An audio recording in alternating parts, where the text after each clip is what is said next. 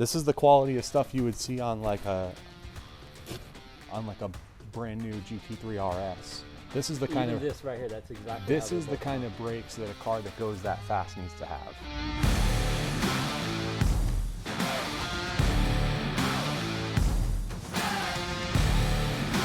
What's going on, everyone? Todd from PlaidAF, my buddy Alex, you saw him here before, professional race car driver extraordinaire, and right now he's gonna help install the brakes. And we're doing this right now. We got the Unplugged Performance Big Brake Kit, carbon ceramic, 15.5-inch rotors with 6-piston Brembo calipers. We're looking forward to it. And then we got some high-temp brake fluid, and we're going to jack this up because we were supposed to have a lift in here, and then that fell through. And so a few weeks ago, we're supposed to have a lift here installed, and that didn't happen. So now we're doing it the old-fashioned way with jacks and jack stands, but we'll do it. So we'll set up some cameras. You'll watch us. We'll walk through the whole process. This is going to be the Unplugged Performance Big Brake Kit Model S Plaid install.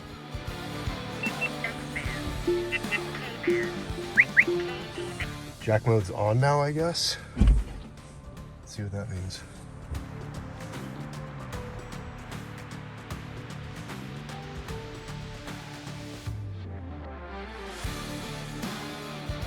I just opened the box. I want to get Alex's reaction to these things. So, all right, cover off. What do you think? Wow, those look nice.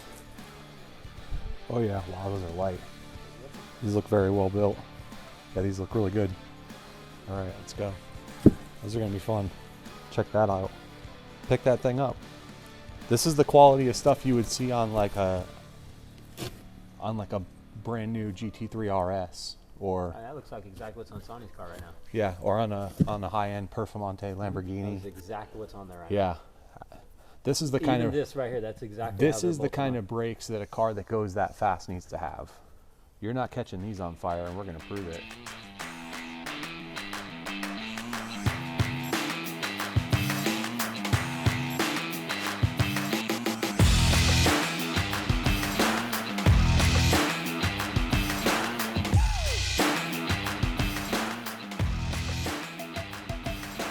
All right, we got this off, ready to roll. I can just put this right here. Yeah, let's do this too.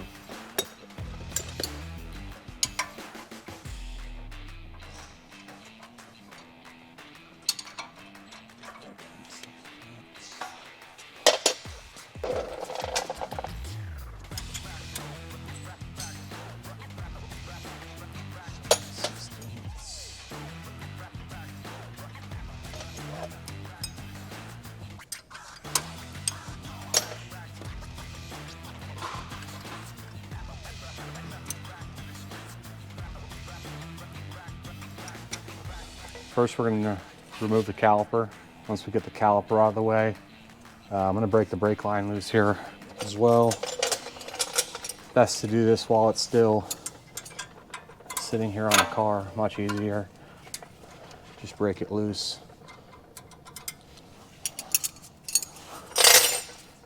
And then the sizes of all this. So this is a 13/16 wrench on the caliper bolts.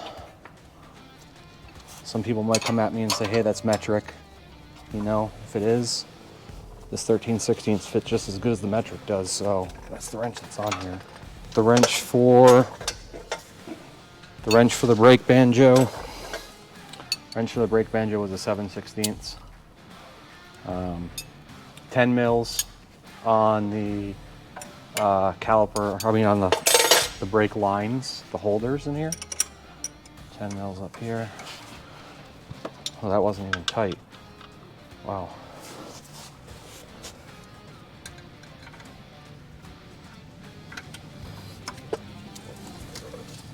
Jeez. Man, these aren't even tight.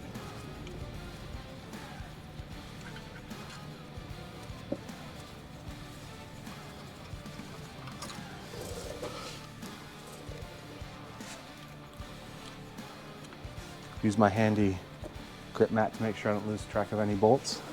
Brake line's loose. Usually I like to put a container of some kind underneath this fluid, this line, Even though these are coming off and we're replacing them, I need to put something underneath there so I don't make a mess on the floor. Okay, so we got brake line tucked up out of the way. We are going to take all that off, but I'm just not at that step yet. Much easier when we do this on a on an actual lift, right?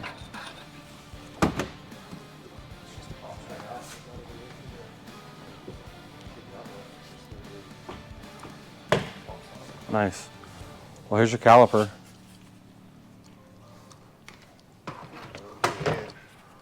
It's not crazy heavy. The brake fluid's going to pour out of here if you don't hold it upright. Okay. I'm going to grab a rag so we can wipe it off. Not really super heavy. No. I'm guessing these upgraded ones are going to be heavier. They're bigger. Yeah. You know, the problem is not here. Right. Right. Well, let's weigh them in. Okay. Now that one, the other ones have the pads in them already, also, right? Yep. Okay. So, stock Tesla.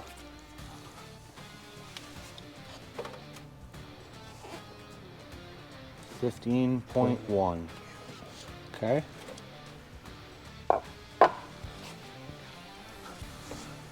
Hang on.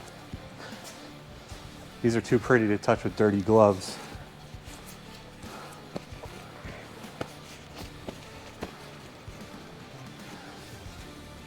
Okay. Also loaded with the pads already, so no one can say, oh, they didn't have the pads in them, and that's why.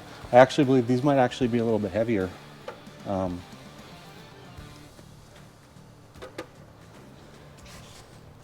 by much. Let's see.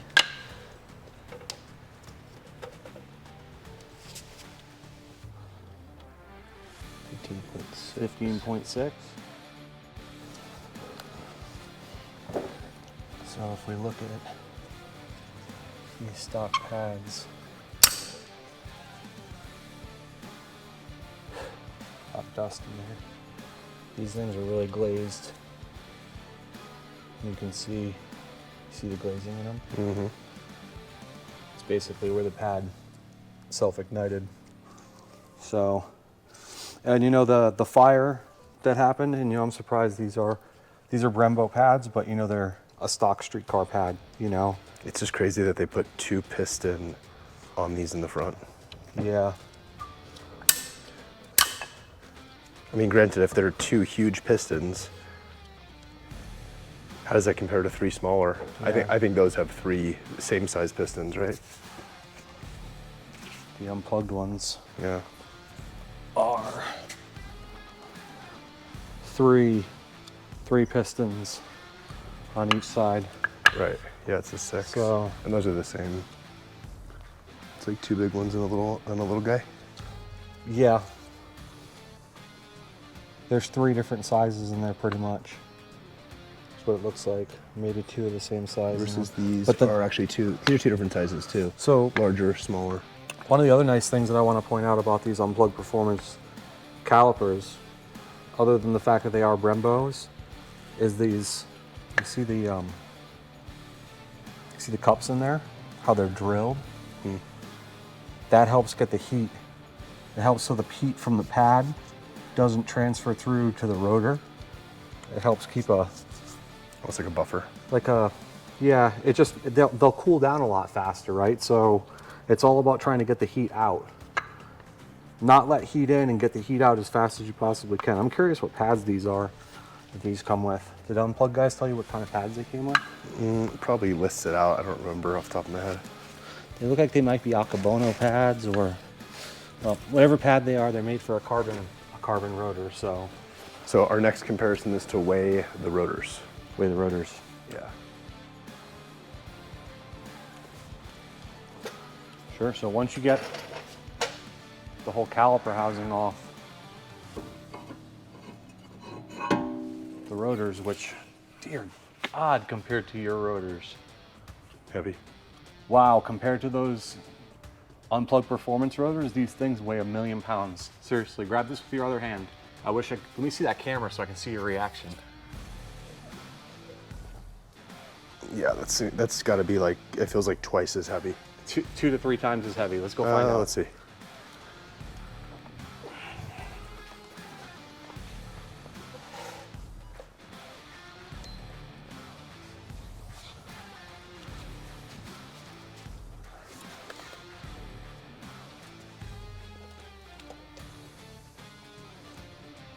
$28.2 pounds.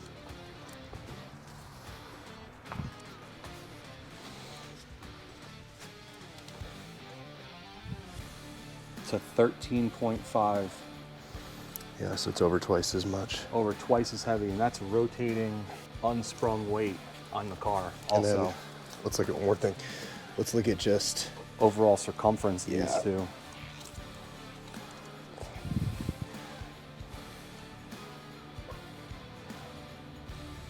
Yeah.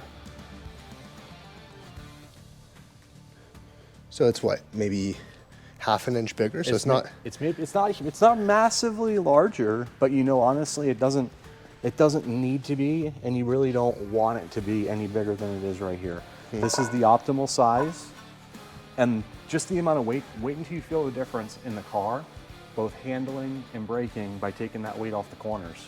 That makes a massive difference in the performance of a vehicle. So are these ready to go on? We gotta pull that heat shield off. These are ready to go on. I want to make sure that they're not directional real quick, and because they have vanes in them. Okay. So pro tip right here is you are installing the other brake lines before you put the rotor on, so you have more space to work with. Yeah, I mean, just so you're not working around all in this area, and I mean, you don't really want to get brake fluid on your rotors. Have you, okay, so stock ones are still on there. So there's I don't know if you can see up in here or not, but the stock rubber lines, which we're going to change out to stainless braided, make a huge difference in your pedal feel here too. Yeah. They're not going to expand when you step on it, but basically there's a hard line right here that comes from your master cylinder area up in your engine bay, right? Basically from your engine bay. Engine bay, you know, when you press the pedal. So like engine bay where there's supposed to be an engine? Yeah, the engine bay. Okay. What do you call that thing? Frunk? Frunk, the frunk space? All right, the frunk space. Yeah. Up in your frunk space. I know, that sounds lame. Up in under your bonnet. That sounds even more lame. That's worse. What are we, British? Yeah, right. Anyway, it's a hard line from there, but then it comes into this rubber line so that you can be able to turn the steering wheel and the suspension can move. So it's weird that they don't just put better lines on from the factory. Is it just an expense thing? I think it's just an expense thing, honestly. Yeah. It's really, I mean. So then figuring out front and rear here on these.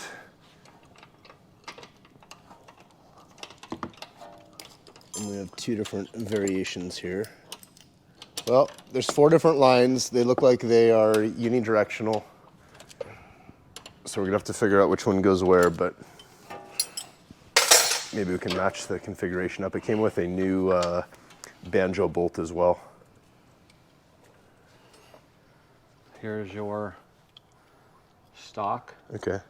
Let's figure out which one this matches up with. So grab that curved one. It's this one, based on the bracketry.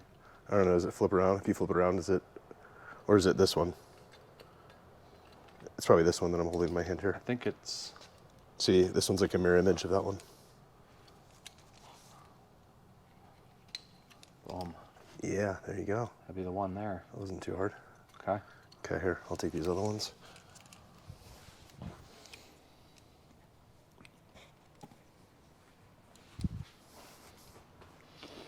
Hey, so not that I don't recommend that you do it all the time, because I always recommend you wear your seatbelt, but you're going to really want to make sure you have your seatbelt on now. You go through the windshield, you step on the brakes. You think it'll brake hard? Yeah, this is going to, between this and the carbon rotors and these massive calipers, and I hope the so. stopping distances that you were getting before are going to be way, way, way shorter. All right, well, don't threaten me with a good time. We'll find out. So let's route this back in the same way that the stock one was. Bracket right there. This is probably the trickiest part here because the brake line doesn't like to. It's just putting that fitting in? Yeah. You see this line? Can you see this line from up above? Yeah, Can you push down on it? sure. Just like a little bit, like that much pressure, right? Just like.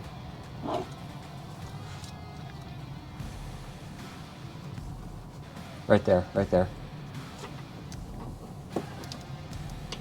So I'm pushing down I know, hang on. on the factory hard line here. So Alex can get the fitting in on his end. Is that helping? Yeah, these hard lines are a real pain in the ass to get lined up.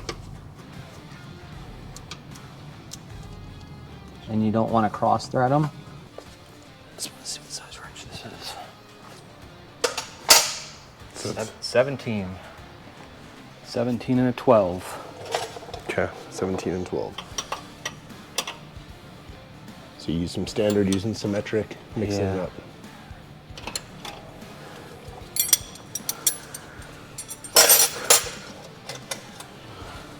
Once you do that, drop this clip goes in right here. I don't know if you guys can come around on this side with the light and shine it right in here. There's a spot. This guy.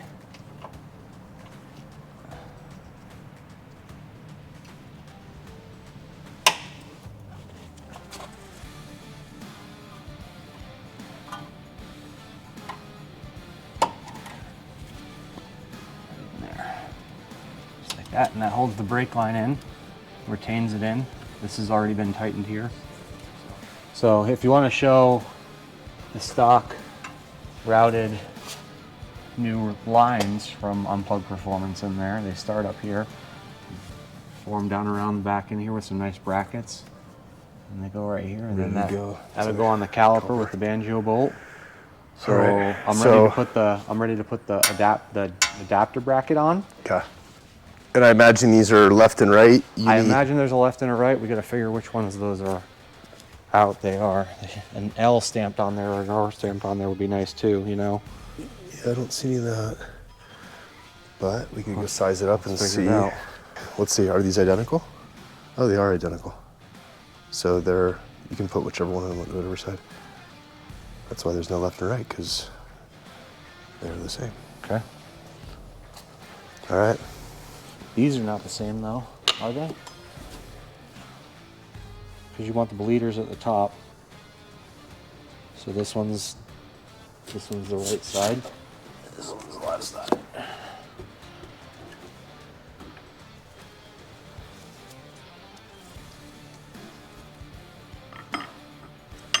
Goes in there like that. Nope. So that put bleeders in the bottom. Yep, hang on.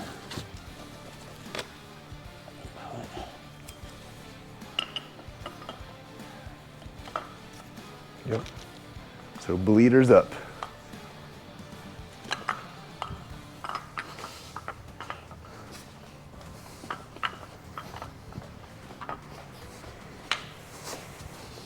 Here, I'll grab a piece of that foam. Yeah. I can set it down. Here you go. I'll grab the rotor too. Yeah.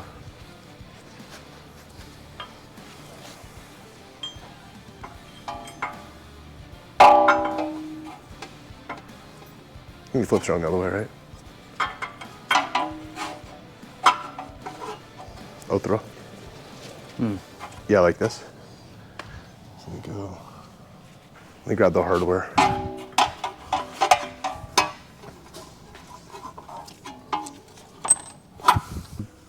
So then does that guard have to come off then? I do think the guard might have to come off, but also this brake caliper line, this brake caliper bracket's hitting too. So maybe that's not the orientation it goes then. It's hitting this. Yeah. Okay. We're asking, does the heat shield need to come off? Does the bracket for the brake line need to be bent out of the way? Do we have the orientation wrong for this bracket for the caliper?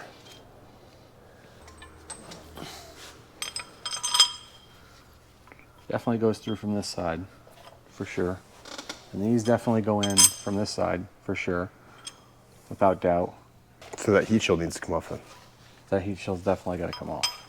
And it's not going to fit over the the little doodader. Over this. No, it won't fit over. When you take the screws out, it's not going to fit out forward. You have to cut it. See, it won't fit. It won't fit over this. Over this? Yeah. That's usually how it works when most cars, when you're having to take the heat shield off, you have to cut it. Or like some tin snips. Yeah. Let me do that before we... But let's see if... Let him respond first, though. Yeah. About to cut the heat shield off with some tin snips, comma. I will await your response. Heat shield. Should not need to come off. Lettering points toward the car. Needs to flip it. So let's see. So that means lettering points towards the car. Yeah. So towards the car, that way? Yep.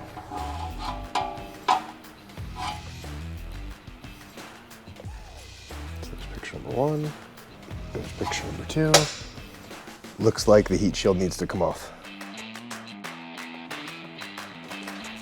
So Kirk says trim to fit. And apparently some of these dust guards are different. Don't cut the brake line. And if I had a nickel for everything that I've had to cut, grind it and cut on.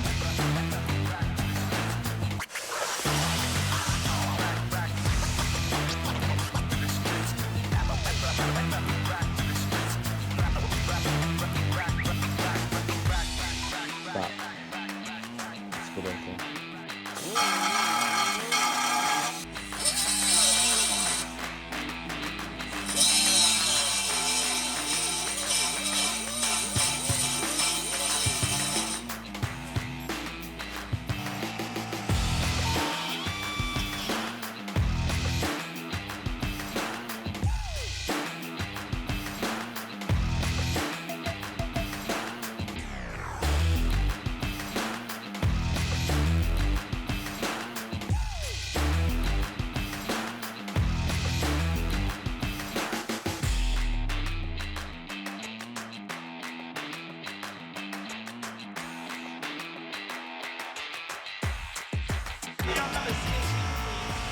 All right, so this is coming off completely. Yeah, because there's no way of getting that off. So what we'll do is we'll snip it because it's got to get clipped there anyway. So we tried modifying it, wasted about 30 minutes just to find out that the back of the caliper fits in such a way that even when you modify the heat shield, it's not enough. So we're cutting it off and doing a bandsaw. It's so much quicker to do it that way. So much quicker. This will be way quicker. So then we come over here to the bandsaw.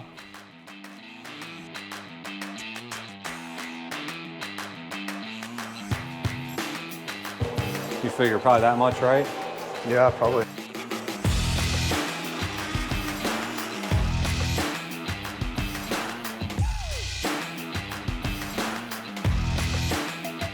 I mean, so that can probably stay there, so just cut it this way. Yeah. Right?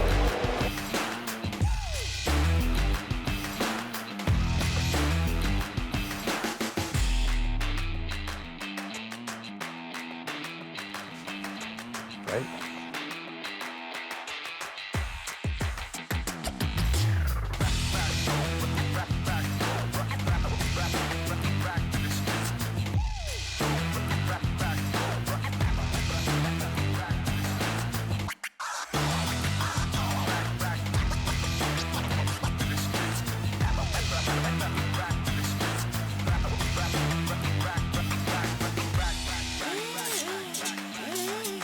I guess we'll mock it up, make sure that fits, and then we'll mirror image it on this one. Right? How's that look? Yeah, it looks great.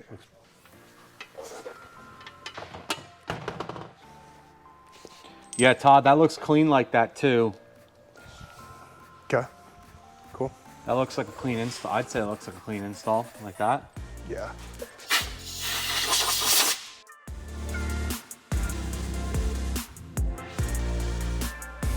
So we're mocking this up to see if it fits, and then if it fits, we're gonna take that dust shield off, flip it on the other one, mirror image it, get an outline, cut it on the bandsaw, clean it up, and then we'll have a matching pair. I would definitely blue Loctite on these Allens. Loctite. I mean, do you want me to go to to a shop real quick while you cut this other one, and I'll get some Loctite? What time is it? I don't know. Like auto parts store's probably still open, right? Yeah, like probably. AutoZone or Advance. Yeah, or I'll get some. You know, I don't ever put anything back on a car without cleaning it first, which is, in the case of the brake dust shields, super extra. But we got these things cut, and I think they look pretty good. This one's the right-hand side, so we'll get that one installed here in a minute. Start over on the back on the left-hand side where we originally started. Perfect. Exactly what we needed. Bolts for our heat shield. Just gonna put some blue thread locker on here so they don't back off. Something as simple as a heat shield coming loose on a racetrack can make a real bad day for you. So quick tip too, when you're putting Loctite on, make sure I'm not drying it, I'm spreading it around the threads.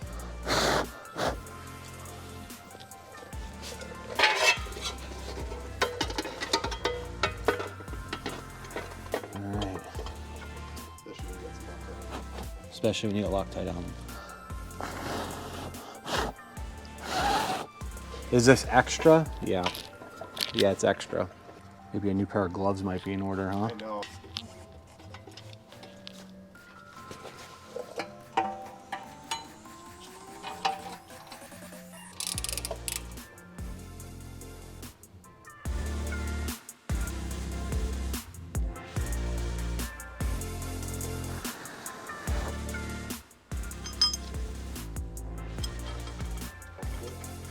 And that size is a 10 millimeter, 10 mil Allen. All right, it's a notorious socket you can never find. This is, in this case, it's an Allen though, which is even harder to find. Again, blow that Loctite all the way around the threads.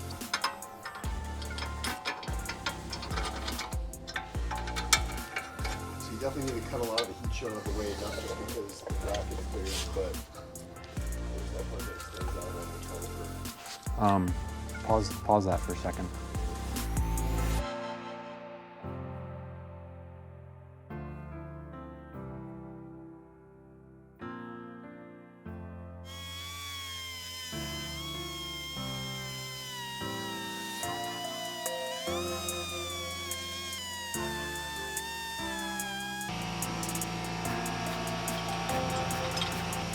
That's all it was.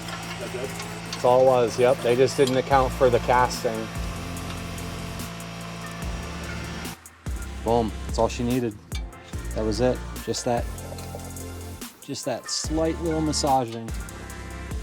Okay, I'm gonna wipe it down then. Tight. Tight.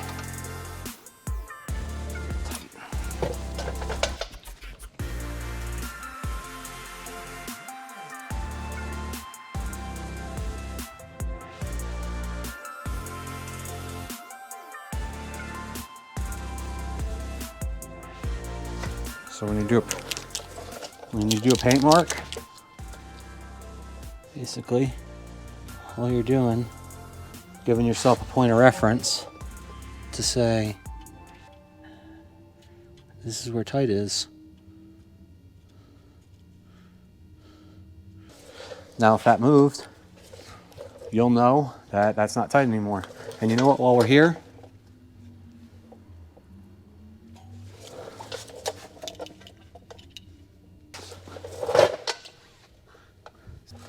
the extra 10 seconds at quick glance tell you if your stuff is together or if your stuff's gonna fall apart.